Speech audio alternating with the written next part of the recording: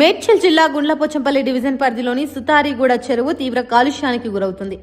సుతారిగూడ సమీపంలో ఉన్న CMR college యాజమాన్యం ఎటువంటి శుద్ధి చర్యలు చేపట్టకుండా విద్యాసంస్థ నుంచి వెలువడే మురుగునీటిని నేరుగా చెరువుల్లోకి వదులుతున్నట్లు ఆరోపిస్తున్నారు. ఈ మురుగునీటి కారణంగా సుతారిగూడ చెరువు పూర్తిగా కలుషితం అవుతుండటంతో పాటు అక్కడి నుంచి నీరు బయటకు వచ్చి మేడ్చల్ పెద్ద చెరువులో కలుస్తుంది. దీంతో రెండు ప్రధాన జలవనరులు విషతుల్యంగా మారుతున్నాయని ప్రజలు ఆందోళన వ్యక్తం చేస్తున్నారు. చెరువుల్లో కలుస్తున్న మురుగునీటి వల్ల దుర్వాసన విపరీతంగా వ్యాపిస్తోందని, దోమలు ఇతర వ్యాధి వ్యాప్తి కారకాలు పెరిగి స్థానికులు ఆరోగ్యం ప్రమాదంలో పడుతుందని నివాసితులు చెబుతున్నారు. భూగర్భ జలాలు కూడా కలుషితమై వాడకానికి అనర్హంగా మారుతున్నాయని ఆందోళన వ్యక్తమవుతుంది.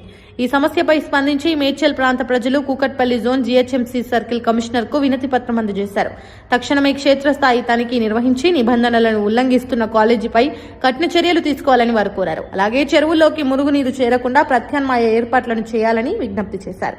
అధికారులు స్పందించి తక్షణ చర్యలు తీసుకోకపోతే భవిష్యత్తులో మేడ్చల్ ప్రాంతం తీవ్ర పర్యావరణ సంక్షోభాన్ని ఎదుర్కొనే ప్రమాదం ఉందని స్థానికులు హెచ్చరిస్తున్నారు. మేడ్చల్ సర్కిల్లోనేటువంటి కమిషనర్ గారికి Gundlapochampally division, Medchal division, Kodur Kistapur division నుంచి మెమరాండం ఇవ్వడం జరుగుతూ ఉంది. అయ్యా ఎమ్మెల్యే గారైనటువంటి మల్లారెడ్డి గారు, మీరు మంచి అదృష్టవంతులని చెప్పుకుంటారు, మంచి స్మార్ట్నెస్ అంటున్నారు, మంచి రూపం అంటున్నారు. మరి ప్రజలకు మీరు ఏ విధంగా స్మార్ట్నెస్ ఇస్తున్నారు, ఏ విధంగా మీరు ప్రజలను పీడించుకుంటూ తింటున్నారో మీరు అర్థం చేసుకోవాల్సిన అవసరం ఎంతైనా ఉందని తెలియజేస్తా ఉన్నాను. మీ యొక్క కాలేజీలు అటు మైసమ్మగూడలు అయితే, ఇక్కడ సీఎంఆర్ కళ్ళకోయలు అయితేనేం, ప్రతి డ్రైనేజీ వ్యవస్థ చెర్లలో కలిపి అక్కడ ఉన్నటువంటి చేపలకు నీళ్ళలో ఉన్నటువంటి ప్రతి మన మనుషులు వాడుకునేటువంటి వాటర్ అంతా కలుషితం చేసే దిశగా నువ్వు పోతా ఉన్నావు. అక్కడ పశువులు తాగుతున్నాయి. ఆ పశువులకు అనారోగ్యంతో వచ్చి ప్రతి పశువులు చనిపోతా ఉన్నాయి. అంతో ఇంతో మన యొక్క వ్యవసాయ ప్రాంతం ఇదంతా. కానీ నీ యొక్క వ్యవస్థ, నీ యొక్క కాలేజీలతోటి, నీ యొక్క హాస్పిటళ్లతోటి మేడ్చల్ను, వాటి షామీర్పేటను ప్రతి మండలాన్ని కలుషితం చేస్తా ఉన్నావు.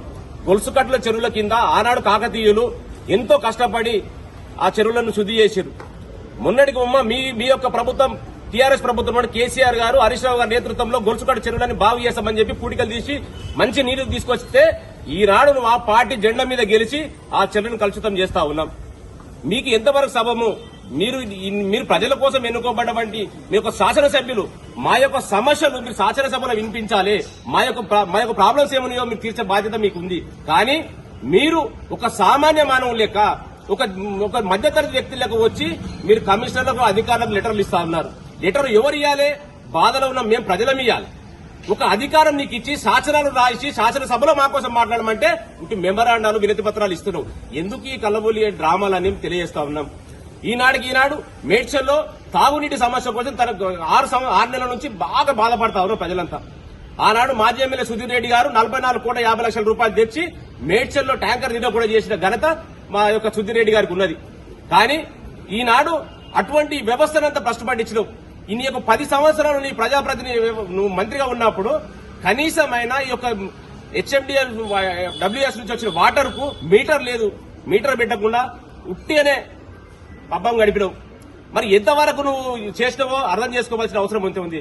మేము 2 సంవత్సరాల్లో ఈ కాంగ్రెస్ పార్టీ రూలింగ్ వచ్చిన తర్వాత ఈ ప్రజలకు దాహాన్ని తీర్చాలంటే ఇబ్బంది అవుతుందని చెప్పి మేము ఇయ్యలేమని చెప్పి హెచ్ఎండబ్ల్యూఎస్ మొత్తుకున్నారు.